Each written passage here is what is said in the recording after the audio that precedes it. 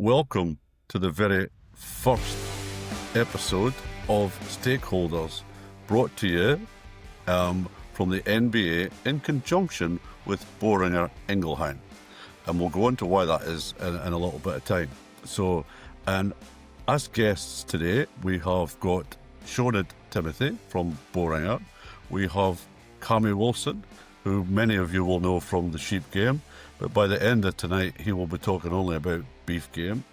I've also got Ben Harman, chairman of the NBA, James Herrick, who is the Baldy farmer and also an NBA board member and was last year's Farmers Guardian Beef Farmer of the Year. He didn't win it this year, but he didn't enter. And we've got Neil Wilson, who happens to be Cammy's cousin, but that's not his biggest claim to fame. Neil is also involved with the NBA and SBA in many parts, and his daytime job is looking after the Institute of Auctioneers in Scotland. So, and everyone feel free to butt in at any point. So the first bit that I want to go to now is bluetoungue. And we want to talk a little bit about bluetoungue. As an organisation, we've been involved in a DEFRA-led core group from the start, which incidentally is exactly 2 years from the first week in November. It's been a long road, but this year we got access to vaccines. And I'm going to ask Sioned from Boehringer to tell us a little bit about their vaccine, how it works, what protection it gives, and what opportunities there might be from Boehringer in the future. Sioned, please.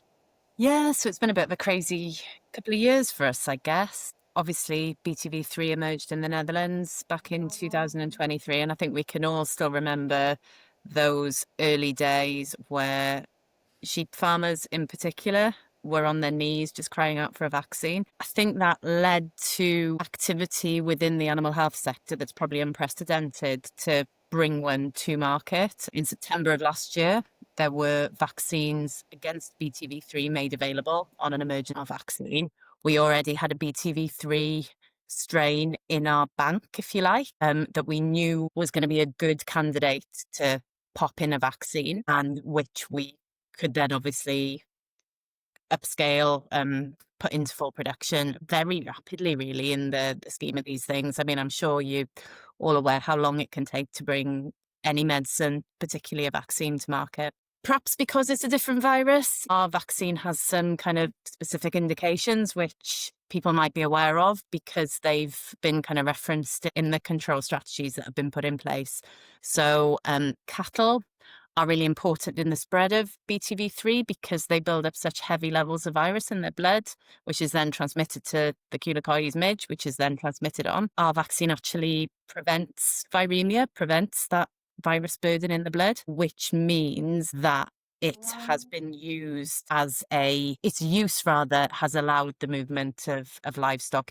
In addition to that, it prevents clinical disease in both sheep and cattle, which is obviously at a farm level is what you're looking for as well.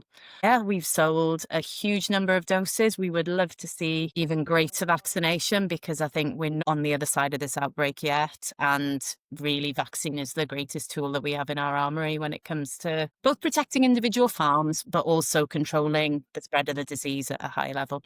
Yeah, and I think, Sioned, so having been involved in the core group and seen firsthand myself through some member issues with NBA members in the eastern counties last year when the disease spread from August onwards and they saw no clinical signs in livestock. That fed through to poor scanning results in the autumn of 24 into very horrific results in the calving in the spring period 25. You know, we can give examples of people with 96 cows that have got 48 live calves, and that's quite scary. And we as an organisation are absolutely behind vaccination, and coincidentally, we're actually behind the only vaccine so far being yours, which gives protection, as you say, from viremia, and that's very important. We could debate all night when's the best time to vaccinate and when's not. I'm not a vet, and I often say this, it can get me into a lot of trouble. But for me, the best time to vaccinate would be now, and almost guarantee a year's cover if the technical documents come out, and we think they will by maybe the late spring, that there's 12 months cover. So if you vaccinate now, you don't have to worry next year during the periods when we know the midges are active. Am I right or am I wrong? There are certain times of the year or times of the breeding cycle when handling animals is less desirable, handling cattle is less desirable. I think it's worth kind of bearing those in mind, but really we're dealing with such a pressing threat here that getting the vaccine into the animals, protecting those animals, and as you say, knowing that protection will reach into next year is the best way, in my view, to go as well. I think there's been a lot of concern around when, the potential impact on fertility and so forth, but actually the overwhelming risk to fertility is bluetongue, as you said, Neil. We have seen this vaccine used in many millions of animals now. We've sold over 40 million doses, and we know it has a positive safety profile, a robust safety profile. So yeah, I agree. Give it some thought in terms of when it might most appropriately slip in to management practices on your farm, but get it in as soon as possible is really the message, I think. We've So, got. Sioned, sorry, can I drop in there, Neil? Yeah, So I would just bear up. What I was going to say is that if my memory serves me right, we've got 3 farmers on this podcast that have all vaccinated, and their geographical spread is quite interesting. So from North London to just North Leicestershire to South Dumfriesshire. So Ben, please. Yeah. So, Sioned, you touched on it, and Neil touched on it as well. For those of us who are a little bit more simple of mind, can you go through the viremia thing and say, what is it about your vaccine that makes it different from your competitors without dragging on your competitors too much? But there is a difference, isn't there? Yeah, well, we don't know, to be honest. So as I said, we've got a different virus strain, but also within Boehringer, we have a really experienced division called the Veterinary Public Health Division. They work exclusively with transboundary diseases, so they deal with foot and mouth disease vaccine around the world. We've had bluetongue vaccines in the portfolio for a long time. They're really expert at producing this vaccine. So we do know that it gives a very robust antibody response, and that in the clinical trials that have been done in cattle that have had a 2-dose primary course, they do not develop they do not develop viremia. There's no virus detected in their blood when they're tested in the period after they're experimentally infected. Right. And it was the viremia that I was actually looking for. So just explain in nice, simple terms for us what you mean by viremia. So viremia is virus in the blood, a detectable virus in the blood. And actually, it's quite common if you look at a sort of range of vaccines that are out there. Very many of them prevent clinical signs of disease, which is, often the primary objective. We don't want to see sick animals. When it comes, though, to transmission of disease, actually breaking that infection cycle completely is really quite critical. So by preventing viremia, by preventing there being detectable levels of virus in the blood, what we're doing is preventing the midge from getting infected and then transferring that virus on, which from a broader disease control perspective is valuable, because we know that although sheep show potentially more profound clinical signs, the cattle play a really important role in the spread of disease, because they quite often, although they don't look sick, develop really heavy viral burdens, have a lot of virus in their blood, and do that for a long period of time. So the opportunity for midges to become infected and spread that virus further is high. And I think that's a really important distinction. I don't know if I can say this, but I'll give it a go anyway. So bottle sizes has been an interesting thing over the last year for some of the smaller farmers. And I know many, like myself and my neighbours, have been sharing bottles legitimately through our vets. Is there any movement on the pot, do you think? So it's something that we will look at going forward. So when this all kicked off, our objective was to get as much vaccine out there as quickly as possible. And in the factory where the vaccine is produced, having a single larger bottle size is the most efficient way of doing that. We do have a smaller pack size on the data sheet, which is licensed as a pack size. We're not currently producing it though, and I think vets have been really agile in facilitating the splitting of bottle to minimise the impact of that on farmers with smaller numbers of stock and minimise vaccine wastage as well. I mean, we know there were times of the year when vaccine was tight, and doing that was really key to making sure as many animals as possible were vaccinated. So It is a challenge we're aware of. There are reasons why it's been as it has been, but it's something we'll continue to review going forward. I completely understand the requirement to get as much vaccine out there as soon as possible, and would agree with that as a strategy. I'm just thinking about going forward, and it's good to hear there's a possibility. Yeah, it definitely, we fully recognise that. It's just managing the sort of the priorities in these kind of emergency, which I think it was, situations.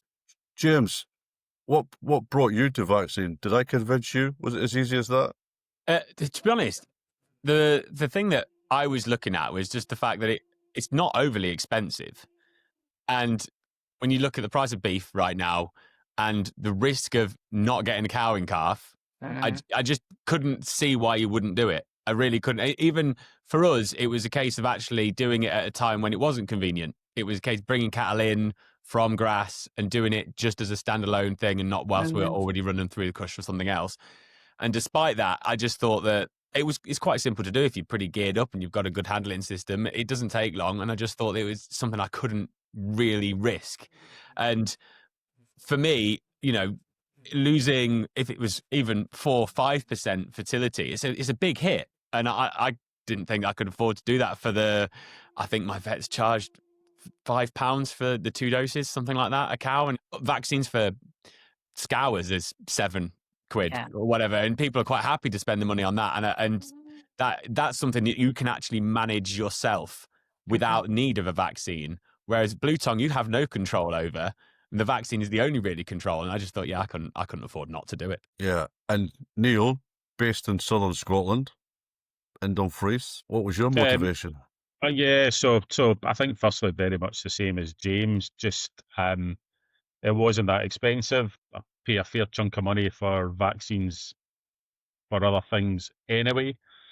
Our vet was very pro as well. Alistair Padkin, who we've had on a sort of Scottish bluetongue seminar, as you know, Neil, but Alistair was very pro it. And again, I've got a smaller herd, so I was really interested in the pack size discussion. I have my 50ml pack size here, which again, like Ben, I was sharing roundabout locally with a couple of smaller farmers through the vet. We managed to divvy it up.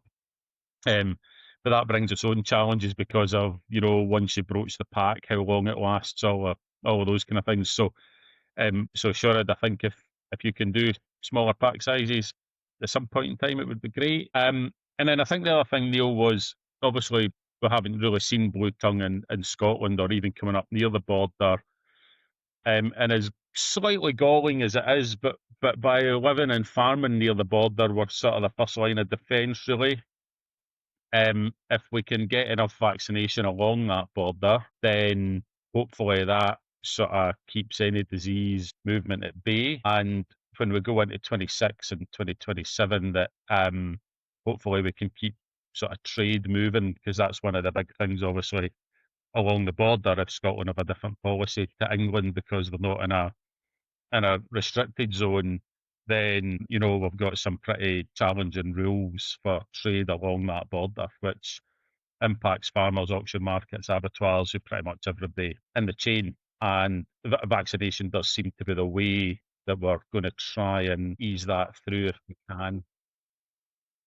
Yeah, so I think it's a clear message for anyone that's listening that, almost regardless where you are geography-wise in the UK, vaccine is the best first line of defence, and the more people will get vaccinated, the better. I think Sioned, and for the benefit of listeners, Sioned's going to be around for a few of these podcasts, and I think the next time we should probably dig a little bit deeper into busting some of the myths on fertility and all that, and probably we need to bring in a discussion on BTV8, which there are now 3 or 4 cases in Cornwall only so far that have came to light, and whether there is the potential for covering that and how using 2 separate vaccines or whatever the future science might lead to that. But I think we could roll that into the next episode. And whilst people are listening, the next episode is on the 27th of November. And along with Sioned, we will have Defra Shadow Secretary Victoria Atkins talking about the budget, which will have happened the day before. If we don't show up on the 27th, it's because it was even more grim than what we were expecting it to be.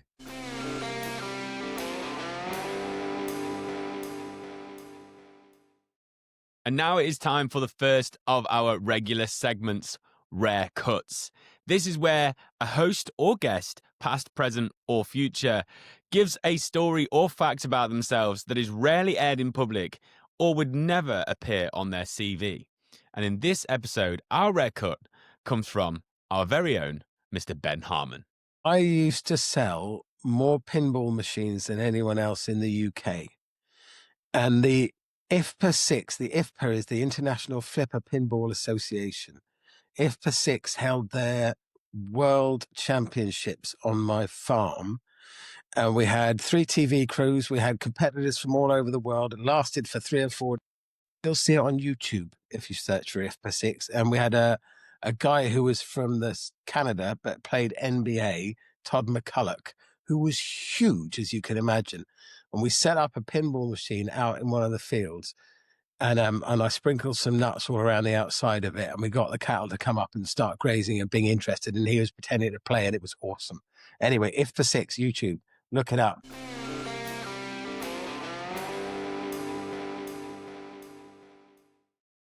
Before we get into our main interview, we are going to introduce to you another segment that we like to call Minute Steak. And this is where someone pitches a radical idea that we either support or challenge. And in this episode, our Minute Steak is coming from your friend and mine, Abi Reader. So my pitch to you is, I think that every cow in the UK should be brown. Okay, I think that the colour of your animals is really, really important. I am a very dedicated dairy shorthorn breeder. I do have black and white cows as well, but I feel that brown cows are the way forward. I don't mind a little bit of sway on that. So they could have a little bit of brown and white. They could even have a little bit of brown and black, if that's feasible, which we can get in the odd crossbred. But yeah, I believe that if you want a really smart cow, then it must be brown. It's out with the black, it's out with the white, it's out with the blue. Any other colours, brown all the way. My pitch. That's quite a pitch, Abby. Ben, as a Charlie breeder, do you want to go first?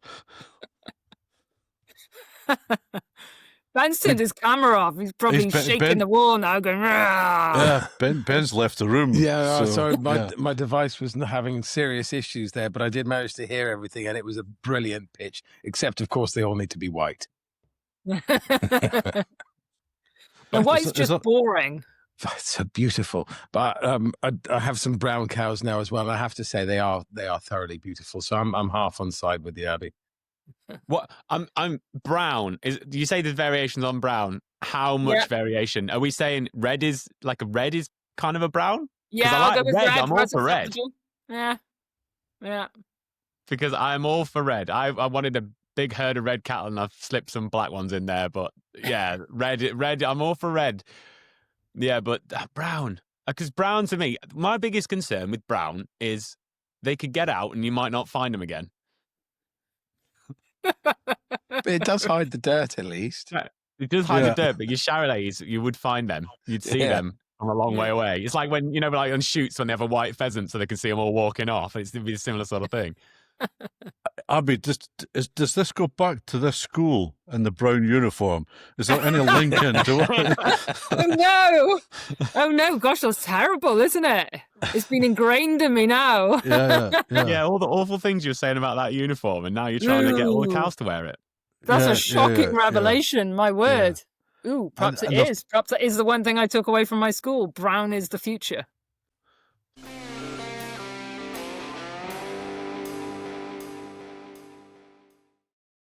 So, Cammy, you are our first main guest on Stakeholder podcasts. Obviously, you're very famous for the sheep game, but we want to help you become famous for the beef game. We've heard you've started dabbling in that a little bit. What can you tell us about that? Aye, so I just was 6 months too late getting into it, or I'd have made my fortune already. I was just a wee bit slow in getting the farm bought and getting cattle into the sheds. But yeah, we've started with beef shorthorns this time, pedigree beef shorthorns, and I kind of went why shorthorns? Well, it's a fair question. So one reason we went down the pedigree route is when I started with sheep, I just bought all the cheapest and essentially the worst sheep. You just bought the cheap ones. I just stood at the ring waiting for the cheap ones and bought them. And I said, what I'm going to do when I start with cattle is I'm going to buy less and buy good ones and just work on a smaller scale, especially to learn the craft a little bit. So that's what we did. The reason it's shorthorn, I was kind of swithering between Angus, Hereford, shorthorn, these kind of native breeds. As we were narrowing it down, Lizzie's my partner, she brought home beef shorthorn steaks from Morrison's. And they were just that good. I was like, I could eat that every night. Are you sure they won it from Australia? They won the Australian ones, were they? No. If they were, they're still class. Hey, all joking aside, I think the best lamb I ever had was when I was over in China, and it was all Australian lamb. Yeah. So there we go. Yeah. We're not editing that out, by the way. So I don't mind. Yeah. No, I mean, I think lots of people have started in cattle, pedigree cattle even, and done similar to what you did round the ring with sheep, but went in for numbers maybe instead of quality. So we would genuinely wish you well with that. Out of curiosity, are all your sheep pedigree? No, none of them. No, none. Okay. No, none. Are you going to keep the cows pedigree? At the moment, it depends. You know, it's one of these things I'm learning as I go. I didn't really fully understand this whole high health scheme thing. And it kind of hamstrings you a little bit with, you know, what you can charge on and do. So, yeah, I mean, the sky's the limit. Like, I just want to build up a fairly reasonable sized beef herd. But speaking of other folk, you know, I've got friends there that have shorthorns and Angus on the high health scheme, no bother. You know, I think it can be done, but generally speaking, to do the high health scheme, you stick within those the sort of pedigree stock. So, yeah, it might hamstring you a bit. Like, I like these black baldies and all these kind of, you know, efficient cattle as well, but my system probably suits, well, I need to house my cattle, so there's maybe an argument that you don't need to worry too much about that hardy efficient cow if you need to house it anyway due to circumstances. So maybe we charge on with the shorthorns and see where we end up. Yeah, so Ben is chairman of checks that run the health schemes, so if you've got any questions on the health schemes, I'm sure Ben will be able to help. Were you influenced by Clarkson then? Well, I'm going to look stupid here. I take it he's got shorthorns. Correct. That's probably a good answer. Is he? Oh, you answered the question, man. Yeah. Well, do you know it's daft? I have seen the cattle, but it was before I had cattle, so I probably didn't even clock what breed it. I had no interest in it. Probably I remember he had one called Pepper that you couldn't get in calf, and then it went on to have calves. So I do know that part, but no, I don't. I know he got North England sheep, and yeah, that was another thing. But shorthorns are good. Listen, they're popular. I think maybe not as popular as a Hereford. I had a good relationship with John Scott at Fern Farm, and he sorted him out with a lot of good cattle. And for instance, there, you know, we bought he'll not mind me saying, I got 10 heifers off him back in the spring in calf. Well, they'd ran with the bull, but they've subsequently been scanned all in calf, which is good. They were £3,000 a head. Well, good. They're good cattle. Like by the sale I was at Stirling at the bull sales there, you'd probably average 4.5. The way the breeding sale was. So like the way the breeding cattle's going, and I just bought another 9 off them at 3,700. They're 6 or 8 months younger, but like the way the price is just creeping and creeping, especially the breeding cattle, because they're just not there. Like no matter what breed you're into, they're just not there. Yeah, I mean, obviously cattle numbers are being challenged. I mean, in the whole of GB, not just Scotland. So can I jump in, Neil, and ask Cammy, when it comes to the high health stuff, are you trying to be, is it an elite high health status you're looking for across all the diseases that we cover, or are you looking at specifically Yonis or something like that? It is the one that I believe SAC run it, and it's Yonis, BVD, Lepto, IBRI, all these things. It's quite an extensive one that these shorthorns are in. It is, and what I'm getting at is, are you looking at one of those diseases in particular, or are you looking at the whole suite and just trying to stay clear of everything? Just try and stay clear of everything. If you keep buying cattle that tick those boxes, you would hope it would keep you right. I mean, that's me now. We've got 24 shorthorns to calve, and it's easy because they're all off John Scott. They're all off the same farm with the same health scheme and the same, not the same breeding, but you know, they've all come from the same place, so it keeps it simple for now. And I suppose you stay within the pedigree shorthorns. I think just about all of them are on this health scheme. Certainly to be sold at society sales, I think they have to be. Exactly that, yeah. So we'll stick with that as long as we can, and then, we'll branch into something else. And it does become difficult buying a bull when, if you've got an elite health status as you have and you want to preserve that, then you can knock off, even though all the bulls will be in a health scheme, not all of the bulls will have the same health status. And maybe you'll need to be careful about which ones you can then buy, because you obviously wouldn't want to buy something with a lower status that you end up with. So it makes buying a bull even more difficult than it already is. And it is difficult. Yeah, no, that's a fair point as well. I'm quite fortunate that friends of mine, Natalie Hind and Ian Johnson, they have cattle at my farm as well. And they're beef shorthorns, high health. So they just keep me right on everything. They're big into showing them. We've got a calf going to Stars of the Future show at United Auctions on Saturday. So I'm going to be showing a calf before I ever showed a sheep. Who'd have thought it? Yeah. What a disaster that's going to be. So how long before we get merchandise then? Oh, it's done already. It's done. The beef game's out. Yeah, no, the beef game, I was right on it. And when's this podcast going out? James, Monday. when's the podcast going out? Hopefully Monday. On Monday, right? I'll say no more then. We have other things coming exciting, but I can't tell you yet. You can plug it if you want to. Oh no, unless but you're I trying to haven't keep even it mentioned. secretive. Yeah, it's secret. It's not even in the sheep game yet. But it's maybe the third strand of the big farming ventures. We've got something a bit fun on the go, so we'll see what comes of that. Just right. A bit of banter, but also it should be entertaining. All right, so what's your plan with the cows? Are you thinking of are you going to breed your own replacements? Are you going to keep buying in? What's your sort of plan with running them? Yeah, so I mean, obviously keeping them pure at the moment. Yes, I want to keep as long as they're suitable for the breeding, we'll keep all the heifers. And if we could breed a bull or two, it'd be good fun. I'm not overly worried. The great thing with beef now is a fat beast is worth so much money. A bullock's worth so much money. You don't really need to worry about making a bull. But if we can make a bull or two, it's a bit of fun. And yeah, just starting with 24, it's a pretty good base. Like I think you guys are obviously all know this anyway. But you get a few. It's amazing how that'll double up in a couple of years with a few heifers coming through. And it'll just grow naturally as its own. If I call that my nucleus, if I just grow from there. Where do you plan to get to? What do you think? I am at the moment. Although it's getting dearer and dearer, I still think throwing money into beef's a good thing. Like I think.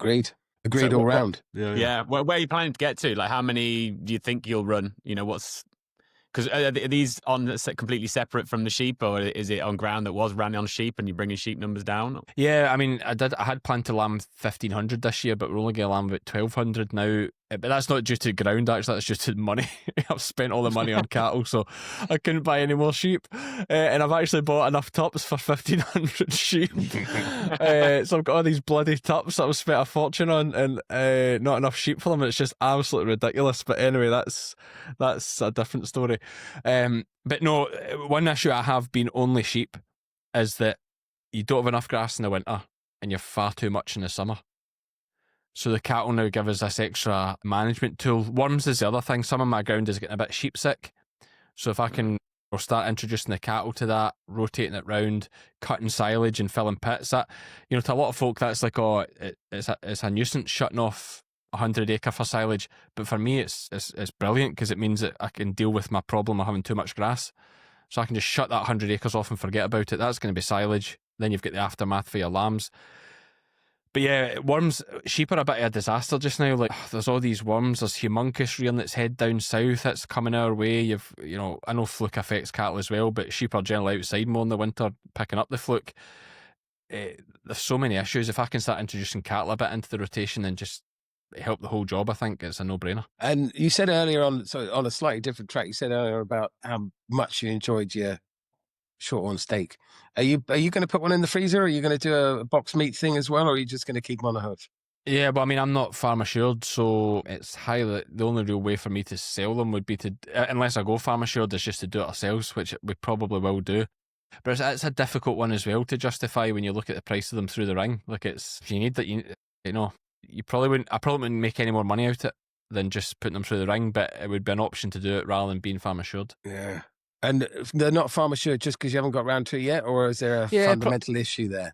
No, not a fundamental issue as such. Like, it's just one of these things. It's like I don't really agree with the way they do it. Like, the fact they tell you they're coming and all that, and then they've got to mess about all this paperwork. Like for me, if it's about the animal welfare and that, I'd make it like an unannounced drop-in once a year, not intrusive. They walk around the sheds. If everything looks fit and healthy, look around the fields, things are fine, job done, that's fine, move on. This like tying up a whole morning to mess about with paperwork. There's a good guy, the boy on TikTok that does the peonies. I don't know what his name is, but he does peonies. And he was saying that when did it become more important? When did the filling in the form become more important than doing the thing that you're filling in the form for? I think it's such a good point. Ben, where were you today? So today I spent my day in Solihull in a Red Tractor meeting. I've been on the Red Tractor board just for about a year now, I guess. So there's a battle to be had about having the balance right. The supermarkets need certain things done for their due diligence, and the slaughterhouses need things done for their due diligence. And yet Red Tractor is essentially a farmer-led organization. And so trying to find that comfortable middle ground between giving them what they need, but not overburdening the farmer it's a really interesting dynamic. And, so that there's a farm assurance review that was done earlier on in the year, and Red Tractor is going through that at the moment. And it's trying to find a path to deal with the issues that you raise, but also to keep the compliance stuff that the supermarkets need. And it's not easy. Why do you say the word need there? Why do they need it? So I can't speak for the supermarkets, but if I understand this correctly, and I think Neil could pick me up on this, they actually need the stuff for their compliance is based around food safety. And they need to show provenance, and they need to show what the food is that they're selling, how it's been raised, what medicines it's had. These are the things that they have to show for FSA and that sort of stuff. I think that's right, Neil. Yeah, well, it's provenance and traceability is a big part of it. So, but I think, Cammy, we would all agree with you to a certain extent, and probably disagree with you a little bit as well. I think food safety is quite important, and traceability is also very important. You were going to say something, Cammy? Go on, crack on. But and I hear what you're saying there, but what traceability is there, and what medicine records, etc., do they see for, say, New Zealand lamb? And for example, this is where it's a bit hypocritical. In New Zealand, they can inject their lambs with selenium. In the UK, that's banned because it's harmful. In the UK, we say it's bad for human health. Now, actually, the New Zealanders are right and we're wrong. But UK farmers aren't allowed to use an injectable selenium. New Zealand farmers are. And then the supermarkets come on their high horse to us about, we need all this X, Y, and Z standards, but then we'll just buy this stuff that's got something that's harmful to human health in. Yeah, and I think you're right, and I'm not going to argue on a lamb thing, but the major UK retailers that do source from Southern Hemisphere and elsewhere will ensure that the product that they're getting has got standards. I'm not going to say that they've got the best standards in the world, but there will be production standards. But their standards are different to ours. So... Yeah. It doesn't matter what their standards are. They've got an advantage over us because they can inject selenium. We can't. And you're right. So the standards are different. And New Zealand Beef and Lamb have a assurance scheme. And there was a comparison done between that and Board Beer, the Irish one, and various other ones. And so the Red Tractor stuff would be higher in some instances and lower in other instances in what's required. It is complex and it's a real balancing game. The worry I have about Red Tractor is if it falls apart, and I don't think it will, but if it should disappear, if it just disappeared from the planet tomorrow, then I think what would happen is all the retailers would set their own settlers, none of which had farmer input. And if we wanted to sell direct to them, we would have to have multiple sets of forms instead of just one nasty set of forms. So I think it's really important that the farmer input in Red Tractor is what keeps it level. And I think if the retailers were to have their desires, it would get considerably more onerous and complex than it is at the moment. And that's the balance, like I said, that we sort of struggle with a little bit, I think. And just for record, other farm assurance schemes are available. I think, Cammy, probably what we need to do here is, you've given us a great theme for podcast number 4, and if we can get Sarah Miller from QMS and maybe Philippa Wiltshire from Red Tractor, we could have a right rattle round. So we could maybe break some records with that podcast. Yeah, like I will say, I'm all a big fan of like farm assurance and QM, Red Tractor. I'm a fan, but not in the things that they prioritise. As I say, like the animal welfare, yes, the medicine book's fine. But like, it should be a 2-minute job. In cattle, everything's fine. Boom, your medicine books there, fine. Like, that's it. Yeah, I know what you're saying about the supermarkets, etc. And that was maybe the case when I don't know if beef was in a surplus, but like, why do they have so much power when there's no beef? So I think it never does any harm to forget the reason that farm assurance was born. And that was on the back of BSE when retailers demanded production standards and protection. And some retailers at that time had signs on their windows saying, "We do not supply British beef," because of the BSE thing. Now, the foundation of the schemes was right. And I think nobody would disagree that they've possibly run away too fast in a different direction. But it is, we can't, but we could talk about farm assurance for the next 4 hours. So, Yeah. But we're not, because we want to hear about you. We want to hear talk about you. Anything. I don't know. Yeah, I like no, a good but- debate. Yeah, oh, absolutely. I want to hear about policing. Yeah, what did you do before? Yeah, same. What did you do before you chased sheep? You chased other people. Aye, we did a bit of that. Aye, so I was born and raised in a farm. Like, my dad was a shepherd, so we did that first of all, and then there's no route into farming. Obviously, he just worked an employee of the farm, so there was no what you going to do. I didn't really want to go to uni as such, and didn't really have any money to see myself through uni. There's nobody to rent a flat for me or do X, Y, and Z. You need to just borrow it all. So I went and joined the police, just because it's an easy thing to get into. And yeah, it was a good gig at the time. This is back in 2008, 2009, which to old school cops would seem like modern times, but compared to the way the police is now, those were pretty good times. Like, and when I joined my team, I always tell folk, when I joined my team in 2009, there was 30 cops on it in the city centre, and like when I left the police in 2020, that same team had like 8 cops on it.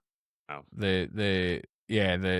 The whole policing thing is an absolute shambles now, like, and it's just, but it's like every public sector thing, isn't it? So that was one of the factors for coming out, and the other factors were that we'd built up the farming enterprise, and the sheep game YouTube sort of thing had built up to a point where get out and just live the dream. When I gave my gaffer, my DCI, my resignation, I said to him, like, I'm 30 years old and I'm never going to work another day in my life. It's mad. And I haven't. Like, I've never worked a day since. That's a great way to put it. And then my wife always looks at me, she's like, yeah, but you like going to work. Like, you enjoy getting up in the morning. Yeah, I do. I love doing what I do for a living. Great. You've got to play it down when you come in at night. You've got to be like, oh, geez. Oh, it's been a tough day. Yeah. Why was the reason that they dwindled? The numbers dwindled from 30 to 8. Is that because people left and they weren't replaced, or is it government policy, or what was it? Or a bit of both? Yeah, just funding cuts to the police. And then what the police did, and this is how ridiculous the whole system is, what the police did to match the funding, well, it's the government as well, I suppose, to make it look like they hadn't reduced frontline police numbers, but to save money, they paid off, this is how it's so crazy, they paid off all these staff that were on like 25 grand a year and replaced them with cops on like 50 grand to do the same job. So they still had that frontline cop, but they were saving 25 grand a year. And they just took the cop off the street to do a basic admin job that somebody would do for minimum wage. And you now had this cop with 15, 20 years service in there doing spreadsheets all day for 50 grand a year. And that still goes on now. That is still the crux of the police makeup. It's insanity. Absolute insanity. Now, Kirsty, as my girlfriend was telling me earlier, and I can't remember the details of this, so I'm hoping you remember it, Cammy, about getting a lady to sing her way out of trouble. Oh, yeah, I was talking about that in a podcast. Yeah, no, I used to work with an old school cop. Yeah, I don't know how I never got the sack. He was some boy, like, but yeah, just this girl kicked off, and she booted out at us with her high heels one time. We were trying to calm her down, so she ended up getting arrested because we couldn't talk sense to her. And as we're going up to the station, my mate, she's shouting and bawling and effing and this at the two of us. And my big mate, he's an old school cop. He just turns round to her. He was, we weren't reacting to it. And he turns round to her and goes, "Do you know the Human League?" And it just totally knocked her out it. And she's like, "What? Aye, I ken the Human League." And he goes, "Do you know Don't You Want Me Baby by the Human League?" She goes, "Aye, I ken it." He says, "Mon will sing it." And then he just started singing this song, and next thing she was duetting it with him, and it was just a special memory because she was just up here. I saw somebody commented on social media, there's a name for this, it's like a psychological thing, interruption pattern interruption or something like that is to totally throw people off this pattern they're on. And he didn't know that, I'm sure. He just thought it would be a laugh. But she bought right into it, and we got her back up the station. She was our best pal, so we just gave her a 40 quid ticket and kicked her out the van. Yeah. Job done. That's policing. Excellent. Aye, it was. That's what it should be about, though, isn't it? That's how the whole thing should work. It's so much better. Absolutely. Like, we used to have a great laugh in the police, like absolute great laugh. Like, aye, I definitely would say I'm the kind of guy, if you got in trouble, you'd want to speak to, like, because if anything I could do to avoid paperwork, that was me. So what was the biggest scare you had, if you could tell us? Biggest scare. There's been a couple. I had a lassie try to stab me one time. That was a close one. Weirdly, she was a victim, actually, and we'd phoned her to say that it was a domestic thing. The guy had got out of the jail, so she intimated that she was going to end her life. So obviously we have to, and then she hung up the phone, so we had to blue light it to her house. As we go in the door, she's like, "You PC Wilson?" I says, "Aye," and I says, "Can we come in and speak to you?" And she just stood to the side and says, "Yes, come in." And as I walked past her, she took this big kitchen knife out of her pocket and came at me with a kitchen knife, and I somehow managed to get on top of her hand and then pin her throat to the wall.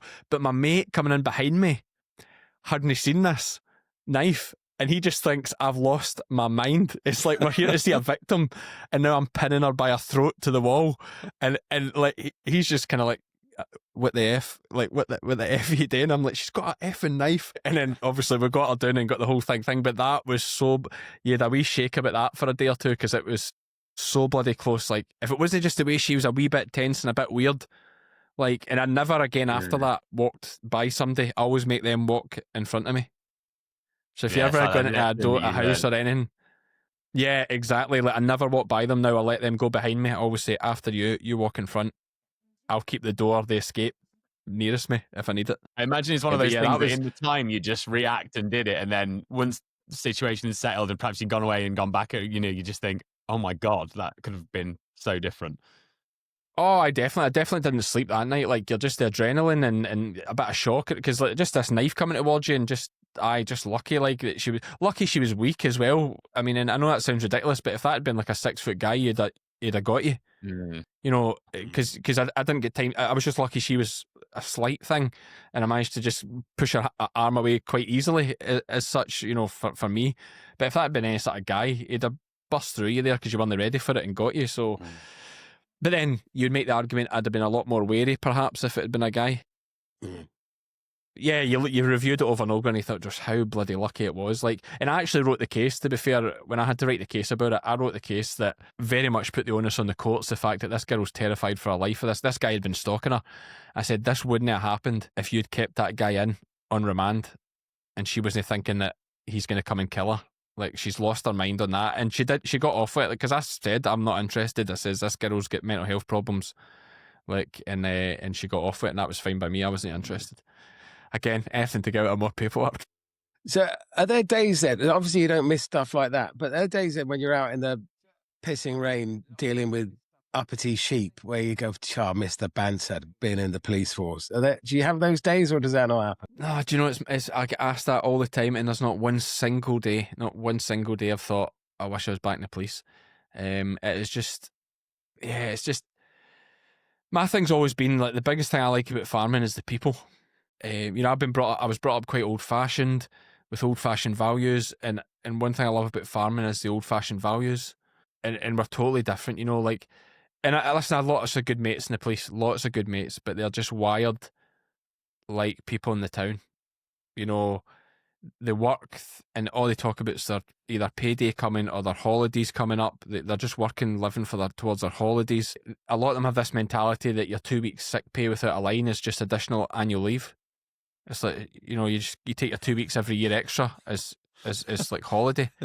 Like, that's rife across all public sectors, public sector bodies. It's just this sick, think nothing of it. Whereas, like, in farming, we're still ashamed. And I'm not saying that's right either, but I like it. Like, I would hide it for you as if I'd been in my bed sick all day. I would be like, oh, I was out the day busy, You know what I mean? It has to be really something to get you to stop working. And I just love that. I love that mentality. And I very much want to immerse myself and my kids in that environment, and hopefully try and bring them up with similar beliefs to myself. So if I can, sorry, I'm dominating a bit, but if I could pick up on that a tiny bit, Cam. So it's brilliant, and I'm with you. Farming folks are the best because we just crack on, and we just crack on every day. I don't care, feeling ill, just get up, and by the time you've done a couple of hours work, you feel better anyway. The only thing that worries me about that at all is that when it comes to mental health issues, quite often we'll just crack on, and I would love I would love if there was a bit more honesty on that side of it amongst ourselves, where we say, yeah, I'm phoning up your mates sometimes because you've seen him and you think, you're right, mate. Yeah, I'm fine. But are you really? That's the only negative part about cracking on like we always do. The mental health bit wasn't thought about years ago. Oh, absolutely. That's where we do a lot with RSABI. Like for me, like I would never say to my mates, and I'm very much, you absolutely should say to somebody, but like I know myself, I would never say to one of my peers about it because of that macho type thing, which I love in many, many fronts, but that is where it falls down. But that is where RSABI or RABI with you guys, or Yellow Wellies maybe more farm safety, but these foundations you have for farming where it's anonymous and you can just phone someone. And I'll give you a great example where actually this is something I would advise all farmers to do, because I just got into it after I got my hernia operation. I got private healthcare, and it's with Aviva. It's £83 for all 5 of us, and I think that's with like the cancer treatment package and all that. I don't think folk realise how cheap it is. And I had a chest infection a wee while ago, and well, I did that thing where it'll be fine tomorrow. Could barely breathe, coughing, all these things. 2 weeks go by and it's just not getting any better, and I'm like, nah, this isn't right. But I'm worried to go to my GP because I'm a farmer and met this tough guy, and he goes, you've got a cold, get on with it. So with the private health thing, so I'm sitting at 9 o'clock at night thinking, right, I'm gonna have to go to the doctors tomorrow.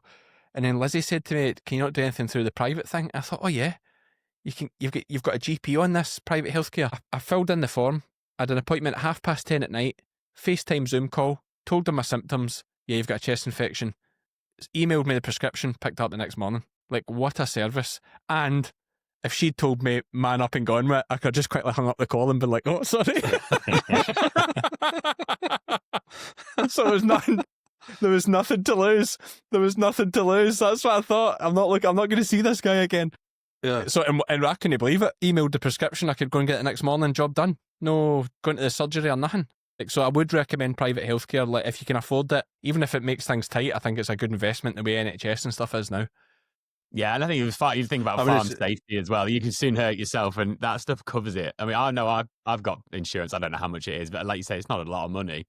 And the things it covers is crazy. And you just think of, if you're banged up and you've got to pay someone to do your job whilst you are in a mess, then it's just a handy bit of money, isn't it? Oh, it's the beating waiting times. Like I've done my ankle, I've torn the ligaments, my ankle, and through that private healthcare, the guy you go and see is the guy that does the Scottish rugby team. You're straight to Ross Hall in Glasgow. You go and see. They basically say to you, when do you want to come? You go up. I go and see him. He gets his diary out. Says, I can do you give me a fortnight. I could fit you in.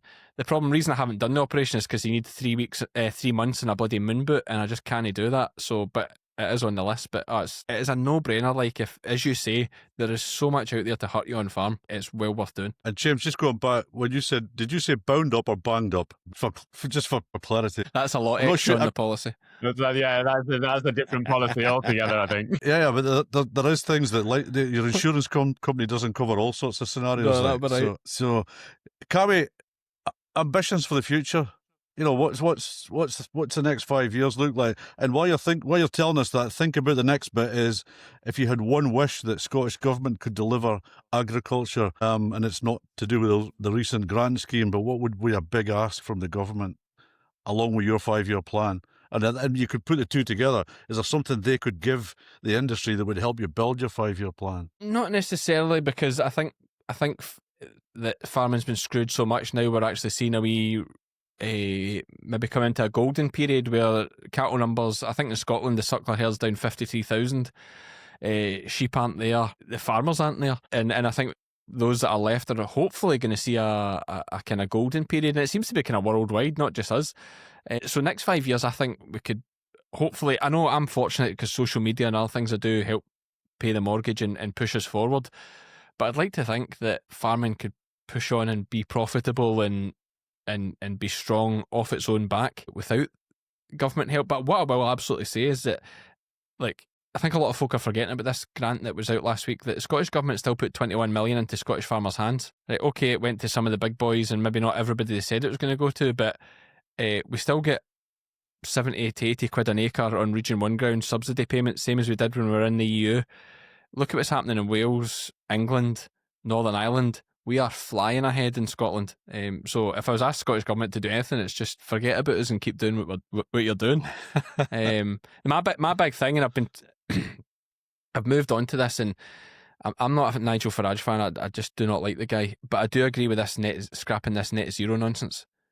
Like, we are setting ourselves so far back economically against the big boys around the world that we've gone, all empires fall. That's how it is. But like, Britain is just losing its seat at the table by making itself weak economically. I'm just back from China. China's not planning to take over the world by arms. They're taking over the world by economics. They're controlling all the minerals, and they're better than us at everything. Yeah, Cammy, can you tell us a bit about China? Because we would have followed a little bit of that. Now, people in China are not allowed to go on the internet and take pictures, and you were sending live videos all over the world. How did you manage to cut that off? But do you know why you think that, Neil? Because Western media makes us think China's the bad guy and that you can't live a good life over there. Yeah, we had a board meeting and we were actually chatting about the fact you were taking all these videos and you were in China. And I said that I think the way that we look at China is similar way to the way we look at America. And you think you're going to go to America and just get shot. And it's the same thing. You think you go to China and you get your phone out and you're going to get banged up and you're never going to see the light of day again. And actually, I think when you're there, it's a completely different scenario to what you think it's going to be. Absolutely. Like the Western media has got it lies to you about China. It makes you think like China's this, dictatorship, this communist regime and that. One thing to think about dictatorships, right? The dictator has to keep the people happy, and he wants a strong country because it makes him strong. With a democracy like we've got, all they care about is winning an election every 5 years. So it's all short-term nonsense to win votes, not long-term strength. I'm not saying we should be a dictatorship, but it's not all bad. Sounds like it. It's not all... Well, it's better than the nonsense we've got now. All they're doing is chasing that vote every 5 years and coming up with stupid short-term policies, and it chops and changes. China plans for the future. China's investing, I think it's something like 40 billion a year into Pakistan, building ports and taking control of all the ports. They own all the railways in Africa and man them. They've got all the mines. That's not for to win a vote in 5 years' time. That's for strength in 20, 30 years' time. It's maybe to win a lot more than just their own country's rights, though. I mean, it's empire building, Cammy, is it not? And it's absolutely yeah.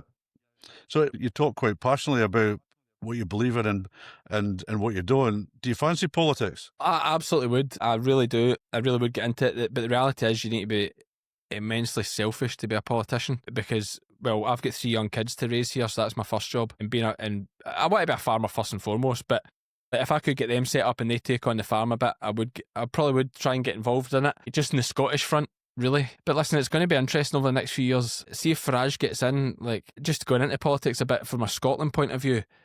Like, Scotland's a strong country in its own right, and if one thing that could tip it in favour of the SNP and such like is if you have an English nationalist as Prime Minister. I think it would see a massive change in the perception of people in Scotland that maybe are against the independence argument. It's certainly changing my view on it, seeing what's happening down south, thinking... And it changes, Cammy, it changes fast. So, a year past July when Labour got into Westminster and SNP got absolutely battered in Scotland, I thought then that, if Labour play their cards right, they could become dominant in Scotland, and they've probably done the exact opposite, and they could get wiped out in the Scottish elections in May next year, the way they're going. It's incredible. And and you've alluded to the short-term policies and that, but even the, allegiance to parties is becoming really short-term now as well. People jump about. Well, yeah, absolutely. But then that's the selfishness. Like, they're only jumping about because they know they can see what Reform's doing and they want to get in early and get their seats secured. Like, it's just they're just saving themselves. Like, they're they don't really believe in reforms policies over the Conservative policies. It's just to see the Conservative policies or the Conservative Party's dying on its ass. But like, Rishi Sunak was actually all right. I watched a thing about him. I watched a thing about him when he was debating with Keir Starmer, and everything he said is coming to pass. They'll put up your taxes. You know, they'll come after your pensions, X, Y, and Z. And everything he said in that debate, that's what it was. It was a montage of him saying these things and showing you what they've done. And it's like, they should have to put their manifesto forward, and I think they should have to sort of stick to it. There can't be the wiggle room that you can't just tell people one thing, go do something completely different. There needs to be some sort of boundaries there, because it's just so unfair to everybody who actually believes in what you said they were going to do. It drives me mad, that. It really does. And I used to be like you. I loved politics. I would sit up all night watching the general election, and I just got to the stage probably about 5 years ago, and I just thought, this is driving me mad. Just, you can't keep up with it. And but that's something I always think. If you're going to stand on something, you've got to have the balls to actually go forward with it and believe in it, or else what are you saying it for? You don't believe what you're actually saying yourself. Well, the most ridiculous thing about Labour is they were going to win no matter what. So why say anything? That's true. Like, why make a manifesto? Like, why put this make this so difficult for themselves? And I listened to Political Currency, which is a fantastic podcast with George Osborne and Ed Balls. And George Osborne just summed it up great. He said, like, when we come in on a promise of austerity, we were upfront about it, and we got stuck right into it from the beginning, and we did all the hard stuff at the start so that people could see the benefits towards the end of the term. Whereas Labour they've targeted all these groups, the pensioners, the waspy women, the farmers. It's all failed. So now their popularity's never been as low, and now they're going to do the unpopular thing. So like, everybody dislikes them now. They've come in a wave, they've crashed it, and now they're going to do the unpopular thing they should have done in the first place. And it's just, I don't see, as you say, you touched on the Scottish elections here, I do not see how Starmer keeps his job after May. Like, if they're wiped out in Scotland, how can he keep his job? Well, I'd like to say to the listeners that they heard it here first, but a lot of people are saying that, Cammy. You know, it could be a tough late spring for him if the polls are right. And history tells us in the last many times that the polls are pretty close. You know, and if they get annihilated in Scottish elections, Welsh elections, and English council elections, there's going to be some big questions to answer. And of course, as an organisation, we're apolitical. We generally think they're all pretty rubbish. Inheritance tax, Cammy. What's your we've even this week we've been back in London pushing that and trying to see sense. What's your views on it? Again, it's just going after people that don't Labour. They're going after people that don't vote Labour. So okay, you can't fault them for that. But the way they're doing it's terrible. The threshold is far too low. They know that now. They absolutely this is what annoys me a wee bit. And I'm still the common sense in me and the decency in me still think she's going to raise that threshold in this budget. Because they know they're wrong on that front. And a taper, if you're going to do it, okay, right, let's do it, but let's do it sensibly. Let's say 3 million of a threshold, and a taper. Let's say if you're at retirement age as of April 26, you're exempt. Anything before that, you hopefully still have time to do something and mitigate it, and you've now got this 3 million buffer. I think it would sort the whole thing. What I would actually do with it if I was in politics and I was changing it, and I would do this anyway, not just because of this inheritance tax thing, is as it is just now, when the farmer passes to the son or daughter the farm, it's revalued on death. And if that son or daughter sells it in a year's time, their capital gain's only in the growth in that year. I would wipe that revaluation out. And if the father, as many stories, the father bought the farm for 100,000 back in 1950 or 1960, and now it's worth 3-4 million. Well, if you want to sell the family jewels and the family legacy for a quick pound, you can pay your capital gains tax on the 3.9 million of difference, and to hell with you. Like, that's what I think. Yeah. But if you want to farm that, you're left alone. That's my thoughts. I think that's pretty sensible, to be honest. Because he's looking after that. We all talk about food security, and it seems to be such a big topic. And then, they're bringing in this policy that could drastically undermine it in 10 years' time. If you look at the age of the average farmer and whatever else, it doesn't take much to see that there could be quite a big landslide of people just dropping off and farms disappearing. And yeah, like you say, if you were to say, okay, well, if you want to sell it, then fine, you've got to pay your taxes. But actually, if you want to be there producing food to keep this country strong and going, then why not? Let's support you. And that just makes a lot of sense. And it's all for 500 million, which I know sounds like a lot of money. I know. But 500, what's it going to buy you? A couple of Oasis tickets and maybe it's 25 hours. 25 hours of the NHS. 25. I love that as well when they were like, "Oh, do you want the NHS or do you want farmers?" You're like, that is not an argument here, is it? No. You can't start so dishonest. Yeah, and because you don't use the NHS, Cammy, you know. Them. Yeah, Aye. I know. But that's another thing I would actually, here, just when we're getting into policies, I would put forward. I paid for my hernia operation, but man, I was so annoyed that you couldn't claim the VAT back. And I thought, but how ridiculous. It's getting me back to my work. You know, there's all these people off sick with injuries. Why can't, well, aye. Well, then it's work-related injuries should be VAT. You should be able to get your VAT back. Exactly. So I think it should be tax deductible and you should get your VAT back. It should just be a business expense. And then that option be there for employers as well. If you have an integral part of your team that is out with a hernia or an ankle or something like that, at least you can claim. I dare say maybe for an employer you can claim the money back, but at least that's an option there for you too. Like, I just think if you want to, I know people get upset about that because then we get into this argument of two-tier health system where the rich are getting fast-tracked this way, but it actually takes the pressure off the waiting lists. Like, because those doctors aren't been taken from the NHS. They're working in their days off for extra money. You could also argue, yes, you've got a two-tier healthcare system, but you're also paying your taxes that are paying for the other healthcare system that you're now not burdening. So theoretically, you're helping out as a, you know. Exactly. And I have a question just for James and Ben, I suppose. Like, see you guys down south, like looking up at the SNP in Scotland, like, do you not look up at that and just think, like, what a great go Scottish farmers have got? Or do you actually just not give a shit about what's happening in Scotland? No, it's funny. I care a lot. From a farming point of view, I look at you guys and I look at people like yourself on YouTube, Crawford or Nicola Wardy. You look at those guys and you're like, my God, if we were in their position, that'd be pretty great. Because we're doing all right, but you think what we could be doing if we were in Scotland, you know. And I've got a friend, well, a family member distant family member, moved from a farm just down the road here. They sold a farm, it was like 200 odd acres, and they sold it for getting on £4 million and moved up to Scotland, and they bought the Blealac farm in Aberdeenshire. And it was like 700 acres and it's absolutely beautiful and it's right on the edge of Barrowmoor, and then you're just looking at them like, oh, you know what, I'm actually pretty jealous of that. That was quite a smart move. Did that 7 years ago. You know, that was a good move, really. And that is one big issue with just kind of touching on it there with the inheritance tax is, you know, your land down south, down near where you guys are, you know, or even getting further crazier into, you know, like Clarkson land there at 20 grand an acre. Well, that's growing as much wheat or barley or whatever as a lot of the land up in Scotland. Arguably in a year like this, it's growing less. Yeah. But ours will be 10 grand an acre. So that speaks back to the ROI on agriculture. And so I live in a very expensive part of the country, right on the edge of London. So my ROI would be sort of around 0.4%, something like that. Yeah. So if I was to live off fresh air for 10 years, I still couldn't pay that back. But back to how we feel about Scotland thing. So I feel, and I know Neil does as well, and I think James probably too.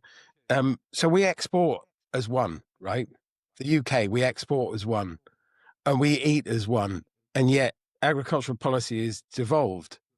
And I'm not saying that you should have the English agriculture. I'm not saying that at all. I'm saying it's bizarre that you could live half a mile down the road from your mate and you try to create food with a completely different set of rules or set of legislation. It strikes me as the devolve, by all means, devolve all the things you want, but they don't devolve military because we fight as one. And you shouldn't devolve agriculture because there's rivers that start in Wales and end in England, and cattle that are born in England and, you know, go to Scotland and vice versa, and everything moves around. It's insane that we have different policies. That's my rant. Yeah. And if you remember listening to a podcast and they talked about Game of Thrones and they were talking about, I can't remember the guy, the king is in like the first series, and he was talking to his wife, Cersei, and the Dothraki army were coming in and they said, you know, Cersei said, we'll be able to walk all over those. You know, we've got 5 kingdoms. We've got 5 people who'll fight for us and they're just one. And he said, what's a bigger number, 5 or 1? And you're like, Yeah, if you unite everybody and they've all got the same cause and the same drive and the same thing, all going for the same aims and the same goals, you're in such a more powerful position. Firstly, from a point of view of being able to sell things, but also from a control point of view. If you want to start and then control, like there's always on the news down by us, it's like, oh, chicken poultry muck's got in the River Wye and whatever, but it's coming from Wales and then it's a problem in England. And we can control that so much better if you're singing from the same hymn sheet. And so, Cammy, my views on this are quite strong. I'm not anti-devolution, but devolving agriculture was a process that was put in place at a time when nobody ever thought we'd leave the EU. And, that's I think the problem is created. So we're, and so the devolved countries have got control of their own budget. And we've got this crazy saying that Gove came up with, public money for public good, with taxpayers' money. The money that used to come from Europe was taxpayers' money. It was just taxpayers across Europe, not just our money. We have a scenario that, suckler beef producers in England are getting a lot less support than you, but the retailers don't see that and the consumers don't see that, and it will create some real big balance problems. And my concern for Scotland will be, they keep saying there's not going to be a cliff edge, but every year that goes by that there's not significant change, you're probably getting nearer a cliff edge. Yeah, I hear your points there. I mean, a couple of things I'd pick up on. One, I'd ask you directly, would you think we'd be in a better place if powers were devolved to the English government? Would you be happier having the policies that England has just now, or do you prefer Scotland's? So I think agriculture shouldn't be devolved, but we should pick a best policy currently. Am I allowed to say that? So you don't think it should be devolved, but everybody should do what Scotland does? More or less at the moment. Yeah, that's what it is. Yeah. We'll take that. Yeah, so there's that argument. My other argument was, if all powers were devolved to Scotland, let's say, and we were independent, then, and okay, there's the argument, how do you get into Europe? But bear in mind that it was England that took Scotland out of the European Union. So I get, that's your argument for doing what they make us do. Isn't always good. Yeah, so again, as I often say, we're apolitical. Oh, but that's just a fact. We're not showing bias in any way there. That's just an absolute fact. Yeah, so my comeback on that would be that England's Scotland's biggest market, not the EU. So you want to be sticking close to England, not the EU. I'm talking about Brexit. I'm not talking about independence. I'm talking about the Brexit vote. Right, yeah. Well, yeah, but it's England's still the biggest market. But it's the people that voted to leave. Well, so let's take that argument a different way, because we've had enough yes-no votes as a country you'd think would learn by now not to have fucking yes-no votes anywhere. Well, that was the problem. David Cameron got cocky. That's the problem. He won the first one and thought it'd be no bother to win the second one. Yeah. I thought, and that's right. So, and as a United Kingdom overall, and I'm gonna get myself in trouble here. We voted to leave the EU, and I lived in Aberdeen at that point, and Dundee voted to leave, and I used to drive through Dundee thinking, I wish you had left. It might have been a better place. So I apologise to all Dundee inhabitants, by the way. Fair play to Scotland. Maybe they were just a little less gullible than some parts of England when it came to that. Maybe they read the side of the bus and decided that it was bollocks, because it was an insane set of decisions that got made off the back of so many lies, which is why I also have got no time for rhymes like garage. I think, Ben, the big thing for that, the whole Brexit thing for me, and this backs up Cammy's argument, the Westminster government that took everything for granted lost the argument, and the sitting Scottish government at that point won their argument domestically, hands down. They played their card brilliantly. They absolutely. I mean, David. The whole thing comes back to Farage again. Like, it was only put on the table to win the UKIP vote for the Tories and to quieten down Farage. And how's that going? Exactly. And now, but it's like we do this to ourselves. It's almost like a kind of a bad relationship where, like, they do you wrong. And then they say, oh, no, I'll never do that again, and I can make things better and all that, and you let them back in, and it's like, it's just going to happen again. Like, we've all forgot about it. We've all forgot about the bus and all the nonsense he said. His argument is, but he didn't get to make the deal. If you think he could do a better deal than all the guys that tried it, like, you're just dreaming. Yeah. But I do agree with some of his policies. For example, in his manifesto, he's scrapping inheritance tax. It still is on the Reform Manifesto, though, scrapping inheritance tax. All for it. Scrapping net zero, I'm actually all for that as well. And you mentioned that earlier. I mean, net zero, I think, and I believe the Prime Minister's in Brazil at the moment at COP, and we'll probably be, as a country, signing up to funding, let's say, some South American countries to ensure that there's no more deforestation. And this is not an NBA view, I'll make that point clear, but I think, the charge towards net zero is going to cripple the country. And, Absolutely. Again, almost all the opposition parties now have said they would bin it. And the only party that's fighting on with it is unfortunately or fortunately, however you look at it, the party that's got the nearly 170 odd majority in government, which makes them fucking powerful, I guess. So yeah, but So on and this then- SNP, a negative SNP are big on it as well, which is another fact. When Scotland's as green as they come, like it's yeah. Anyway, Yeah. sorry. So are Ben. we saying we align with Tangerine Palpatine here in Washington? Drill, baby, drill. Is that what we're saying we want to do? I think If you ever look at economics, if you look midpoint. at economics and you pitch what drives economic growth, it's always cheap energy. If you make energy cheap, you get economic growth. You make energy Right, expensive, and you cripple it, and it's fascinating if you look at the graphs. So what's the cheapest form of energy? Well, Nuclear, is it not? That's a great question. Isn't Yeah. it? So Because it's nuclear short and term, it it's is wind. drill, baby, drill. These are but cheaper. long term, Yeah. yes, you don't know, do So you? there's a counter argument. We should be rushing headlong into this and electrification and sorting out our national grid, which is in a right blooming pickle, because actually that's where the cheap energy is. But it doesn't solve driving trucks because we can't really do that with electricity, I don't think. So I'm just going to try and put a counterpoint in. That's all. Yeah, and there's some interesting facts. So China, as everybody knows, is building or has continued to build more and more coal-fired power stations every year, but their emissions outputs overall from coal-fired power stations is decreasing because they're building these with the latest advanced technologies and reducing emissions. Cammy, it must have been a great place to visit because, the Western world is blocked out from what goes on there. I think that there'd be leap years ahead of the rest of us now. I mean, interestingly, solar panels everywhere. Half the cars are electric, so it's not like they're just disregarding it all. But the great thing is they're cashing in on it all because the solar panels they're probably selling us the solar panels. They're definitely selling us the electric cars. And again, as I say, they've got these rare earth materials for making these things that net zero are pushing us towards. It's not that I'm not denying, and I want to just get us clear. I'm not denying global warming or that things are getting. I'm not denying that at all. What I'm denying is our impact in it. Compared to, I mean, they're driving around the streets of Delhi. I think it was Delhi I seen on the news. They're driving around the streets of Delhi with massive trucks firing out water vapour because the pollution is so heavy that they're trying to reduce the pollution. Do you know what I mean? And Scotland's cutting its nose off to spite its face to save the world. And definitely, I'm going to make the point as well, Cammy, that I'm not, neither do any of us are denying the environmental challenge we face. It's just the extreme pathways that some people are choosing to try and reach it, I think, is the big worry. And, as an example, a third runway at Heathrow. Exactly. Money talks. And as just you raised India there, so our government might want to cut our cattle population. I think the Scottish government has said they do want to. Hang on a minute, where are the cows? They're in India. There's 26 million cows in India who aren't producing anything because they're walking around the streets eating vegetables, and that's literally sacred cows.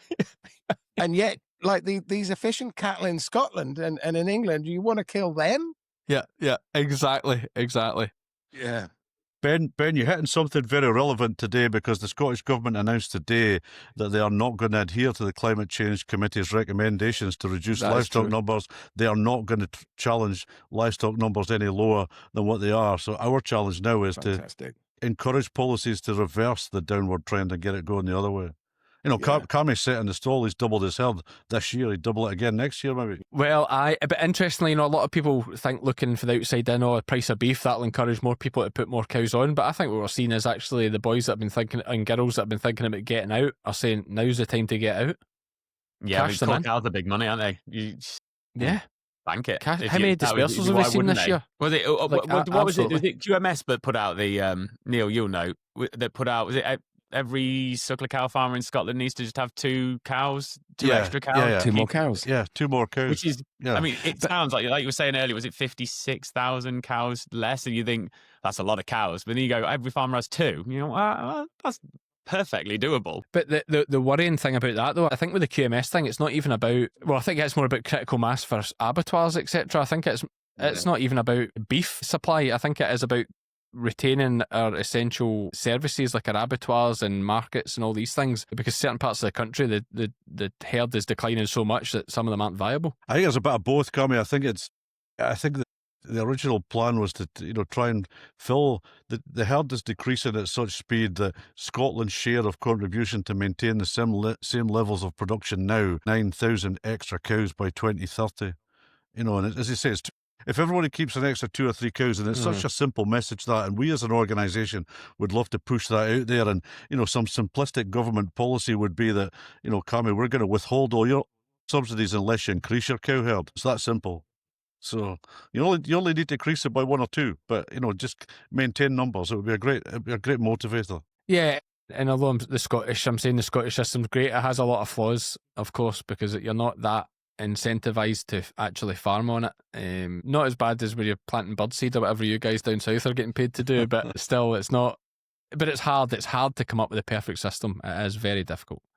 The perfect system would be that all farm produce had a retail value that nobody needed subsidy. No, that's the perfect solution. Yeah, but then it's difficult as well, because I spoke recently at an event, and the reality is, to protect our way of life, we have to make very little money. Because see, if farming and producing food becomes big money, then big money wants involved. And what you need is a man and woman that works for minimum wage. And that is our way of life, and that's what makes these great people and these great family farms. And actually, if farmers were paid what they're due and could make the money that they're due for their products, big money would look in and say, I'm going to buy a farm, and I'm just going to stick a man in there to do it. That's a beautiful point. And we're already seeing BlackRock are investing heavily in buying land and gates, because of all the things you can go and buy, land is the only one that you'll never get more of, isn't it? So it is a finite asset. And they are looking at it, but I think that's a most beautiful point. I've never heard it put like that. Yeah, well, that kind of came into my head visiting Turkey. Over in Turkey, most of the big sheep outfits are all big money, big investment companies, and they pay guys, the average wage I think is £500 a month, and they just build massive slatted sheds. The sheep don't come out. Lamb price there is the same as it is here. So you can imagine you can pay guys £500 a month, and you have a controlled environment like a slatted shed, where actually you don't need to be that good a stocksman. You just give them a TMR, you lamb them. I dare say if they die, they die. But then that's true for everybody working with sheep. And you pay the guys £500 a month. There's a big profit in it. So that is big in Turkey, and it just made me think, we are lucky we do not have big money doing that with us yet. If we had big corporate companies, would end up in the same position as the police. We'd have to give them their 2 weeks sick leave every year on top of their annual leave. That's it, exactly. I dare say they don't do that over in Turkey, but yeah, another nightmare. We run a business like that here. Yeah, great. So, Cammy, give us a 60-second rant on something that's just seriously pissed you off in the last wee while. Oh God, there were loads of things actually, but loads of things. I know I should have had that one prepared, because quite often during the day I think to myself, I should remember this. I joke about what grinds my gears. It's like I should really remember this and talk about it in my own podcast later, and then it goes out your head and you just move on with life. What really pisses me off? Obviously, I'm passionate about politics and the shambles that is. Yeah, do you know? I'm honestly, yeah. If we talked in general thing, I'm sure I could go on and rant about anything. But as it is just now, what is pissing me off? You've got me there on a thing that. See, it's hard for me to, because everybody says they're a positive person, but I'm a very positive person, and whenever my head's dipping a wee bit, I always just think about where I am compared to where I ever imagined I would get, and I'm already way ahead of that. And you think of that woman in a tenement in Glasgow with a knife probably as well. Well, that's you think of the people, and you know what actual poverty is and actually being poor is. It's not, farmers, we can always feed ourselves. We generally live in nice places. We've got fresh air, that work ethic. But we're very fortunate here. And I've got 3 wee kids there. We've got, Lizzie does 70% of the work. So, I've got a bloody great life. So yes, whilst I do like a rant now and again about different things, as we've seen in this podcast, most of it is does it actually worry me? Because I'm a big believer, see, if you'll just work hard, you're going to get on in life. That said, someone did say to me once, if all you needed was hard work, the donkey would own the farm. I did like that one. Yeah, I know, and I'm sure our podcast listeners, Cammy, will enjoy some of those new nuances. And, on behalf of stakeholders hosted by the NBA, we thank you very much for coming along, and we look forward to your political career unravelling very slowly. And I'm sure we'll see you in Holyrood in Edinburgh at some time in the very near future. Yeah, and I'll say, Cammy, back in November 2025, you said on a podcast that we should be scrapping net zero, and yet here you are with the SNP. Yeah, exactly. I'm like, oh, it's AI, it's fake, it's not, it's a deep fake. But no, thanks. Listen, guys, absolutely really enjoyed it. I just like to say, James, as well, got you on Instagram there. I really enjoy your stuff, mate. Really progressive and forward thinking, and really enjoy it, mate, as well. So keep that up too. So, no, thank you for having me, guys. It's been a pleasure.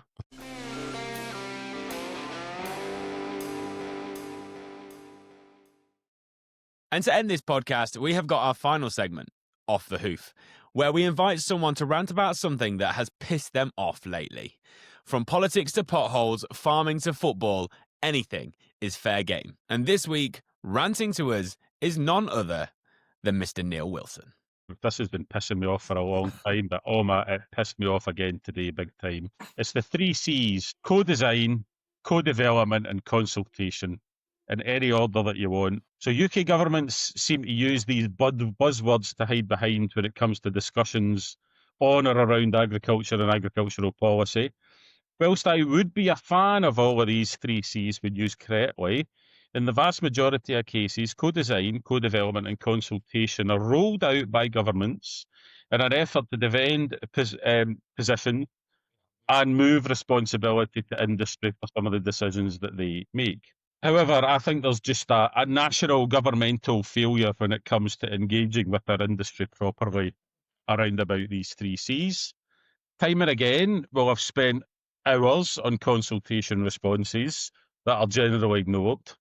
Organisations like the National Beef Association and Scottish Beef Association, and the one I represent, the Institute of Auctioneers, have spent countless hours and lots of pounds, monetary pounds, not weight pounds, trying to help with co-development and co-design of policies, only to be ignored. But my plea to all governments is to properly utilise these engagement tools and the expertise in our industry, which is where the expertise is. It's in our industry. It's generally not in government. Rather than continue to waste our industry's time and money by overpromising and under-delivering, and then hiding behind poorly constructed consultations and poorly managed co-design groups when they end up making a complete and utter mess of whatever policy or scheme they want to roll out next.